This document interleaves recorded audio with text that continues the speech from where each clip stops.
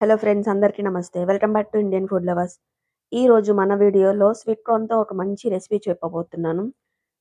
Taste చాలా బావుంటుంది. ఒకసారి తప్పకుండా మీరు కూడా ట్రై చేయాల్సిన రెసిపీ అసలిది. ఈ రెసిపీ చేసుకోవడానికి ఎక్కువ టైం కూడా పట్టదు. చాలా తొందరగా 10-20 మినిట్స్‌లో అయిపోతుంది.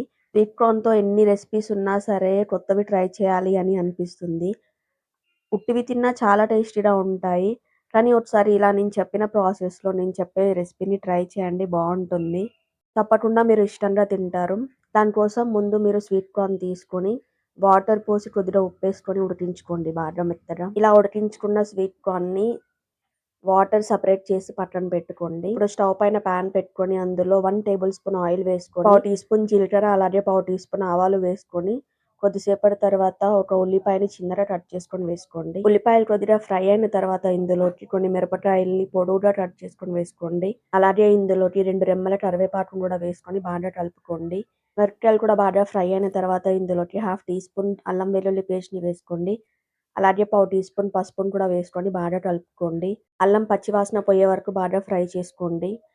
ఇలా కొద్దిసేపటి తర్వాత ఇందులోకి మనం ఉడికించుకొని పెట్టుకున్న స్వీట్ కార్న్‌ని కూడా వేసుకొని బాగా కలుపుకోండి. స్వీట్ కార్న్ వేసిన తర్వాత ఒక 2 నిమిషాలు బాగా ఫ్రై చేసుకోవాలి ఆయిల్‌లో. కొద్దిగా ఫ్రై అయిన తర్వాత ఇందులోకి మీ టేస్ట్‌కి సరిపడా ఉప్పును వేసుకొని కలుపుకోండి.